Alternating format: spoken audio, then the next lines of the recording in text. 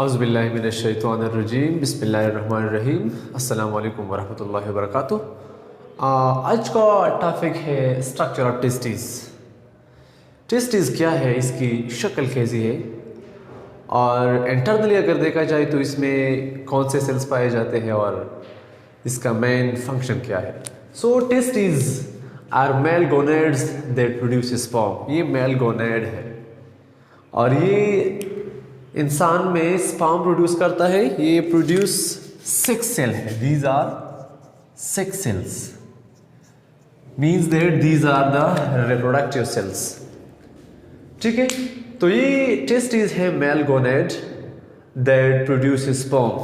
ये स्पर्म को प्रोड्यूस करता है और ये स्पर्म की प्रोडक्शन तब करेगा जब एक इंसान मेल प्यूबर्टी को पहुंच जाता है। तो फिर इसका काम होता है मेल गैमीट स्पर्म को प्रोड्यूस करना। Where it is located? So it is located in the scrotum. It is a sac in which testes are present. What is scrotum? Scrotum is a sac. ये एक sac है, ऐसा एक sac है। This sac contain 2 testes. 1, 2. ठीक है, this is the right one, right testis. This is the left. So the left testis is present somewhat below the right one. इसलिए कि अगर दोनों एक पोजीशन पे प्रेजेंट होते तो फिर ये थाई के दरमियान जो जगह होता है ना, वहाँ पे फिर दोनों कंप्रेस होते। अगर ऐसे होते कि दोनों की पोजीशन सेम होती तो फिर जो थाई है ना, थाई है थाई,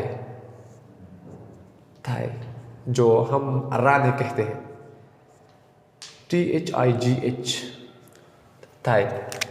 फिर इसकी कंप्रेशन होती तो इस कंप्रेशन को प्रिवेंट करने के लिए एक को समवट लोअर रखा गया है दूसरे से। तो ये जो स्क्रूटम है, ये स्क्रूटम डार्कर है, थोड़ा सा डार्कर। यहाँ पर हाइपर पिगमेंटेशन है, जो एक हार्मोन है जिसका नाम है मेलानिन। सो मेलानिन की प्रोडक्शन यहाँ पर कुछ ज़्यादा हो गई है, तो ये इसकी कलर डार्कर है। It contain sebaceous glands. It also contain sebaceous gland. Testis में सेबेशियस ग्लैंड प्रेजेंट होते हैं। It also contain small hairs, small hair, scarce hairs, sparse also कहते हैं, sparse hair, little some hairs भी पाए जाते हैं। किसमें? टेस्टिस की जो आउटर कवरिंग है, इसकी जो मसल्स है, इसमें स्मॉल हेयर्स भी पाए जाते हैं।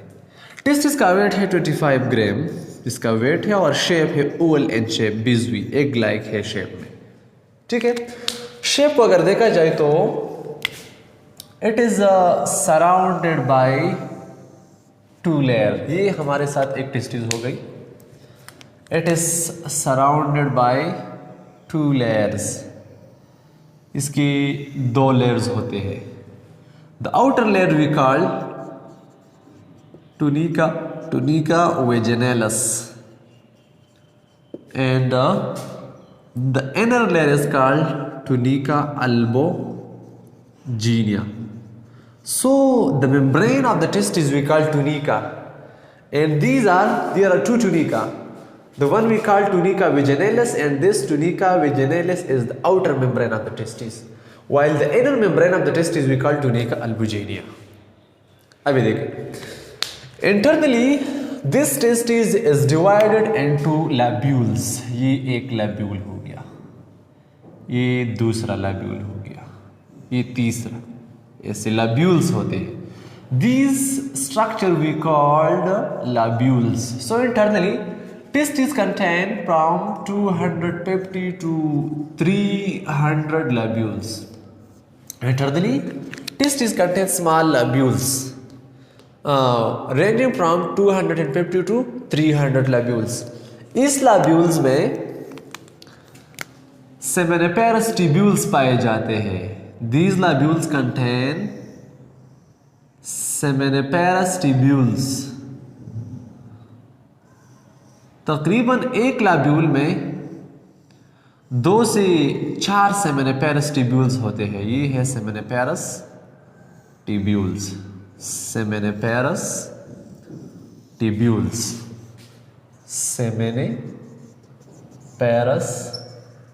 ट्यूब्यूल्स। इन ट्यूब्यूल्स में स्पर्मेटोजेनेसिस होता है। Spermatogenesis takes place in these lobules. ठीक है। सो एक लैब्यूल में 2 से 4 सेमेनिपेरस ट्यूब्यूल्स प्रेजेंट होते हैं और एक सेमेनिपेरस ट्यूब्यूल का जो लेंथ है, length of the seminiferous tubule is 60 to 80 centimetre, ये लेंथ में पाए जाते हैं। ठीक है। अभी इन सेमेनिपेरस ट्यूब्यूल्स के दरमियान यहां पे ये जो सेमेनिपेरस ट्यूब्यूल्स हैं इनमें अंदर सेल पाए जाते हैं and these cells we called Sertoli cells. Sertoli एक साइंटिस्ट का नाम है, एनरिको सर्टुली। एनरिको सर्टुली, ये एनरिको सर्टुली एक इटालियन हिस्टोलॉजिस्ट है, इटालियन हिस्टोलॉजिस्ट। सर्टुली सेल का क्या काम होगा यहाँ पे? ये जो सर्टुली सेल है इट प्रोवाइड न्यूट्रिशन, नरिशमेंट, ये स्पर्म को न्यूट्रिशन प्रोवाइड करता है। दूसरा, ये सर्टुली सेल प्रोटेक्शन भी करता है और प्रोटेक्शन में ये ब्लड टेस्टिस बैरियर बनाता है, BTB, ब्लड टेस्टिस बैरियर। ऐसा होता है ना कि ये मिसाल के तौर पे हमारे साथ हो गया एक सेमेनिपेरस ट्यूब्यूल, यहां पे ये हो गई हमारे साथ सर्टुली सेल्स। ये सर्टुली सेल्स क्या करता है? सर्टुली सेल्स टाइट जंक्शन बनाता है, टाइट जंक्शन। और टाइट जंक्शन यहां पे स्पर्म प्रेजेंट होता है, स्पर्म। हालांकि ये जो स्पर्म है, this sperm is genetically different from other body cells. ये स्पर्म अदर बॉडी सेल्स से जेनेटिकली डिफरेंट है, तो इसलिए इसको एंटीबॉडीज अटैक कर सकता है। ठीक है। इस बैरियर का एक खास मकसद ये है कि ये स्पर्म कहीं ब्लड में न जाए। अगर ये स्पर्म ब्लड को जाता है तो ये स्पर्म जेनेटिकली डिफरेंट है ब्लड सेल्स से, तो ब्लड सेल्स इनके खिलाफ एंटीबॉडीज क्रिएट करेगा। So it causes autoimmune disease. To prevent this autoimmune disease, Sertoli cell make blood testis barrier, BTB। So Sertoli cell 2 काम करता है, एक तो प्रोटेक्शन प्रोवाइड करता है, दूसरा नरिशमेंट प्रोवाइड करता है। तीसरा बात ये भी है कि it also prevent the sperm from the toxic effect of the blood. Blood में शायद कोई खतरनाक चीज मौजूद हो, तो कोई टॉक्सिन मौजूद हो, तो ये टॉक्सिन टेस्टिस को अलाउ नहीं करता। कौन अलाउ नहीं करता? ये ब्लड टेस्टिस बैरियर अलाउ नहीं करता। और ये ब्लड टेस्टिस बैरियर कौन बनाता है? सर्टुली सेल बनाता है। ये सर्टुली सेल, ये मिसाल के तौर पर सेमेनिपेरस ट्यूब्यूल है, एक ही हो गया और एक ही हो गया। इसके दरमियान जो ये स्पेस है इसको हम इंटरस्टिशियम कहते हैं, इंटरस्टिशियल स्पेस, इंटरस्टिशियल स्पेस।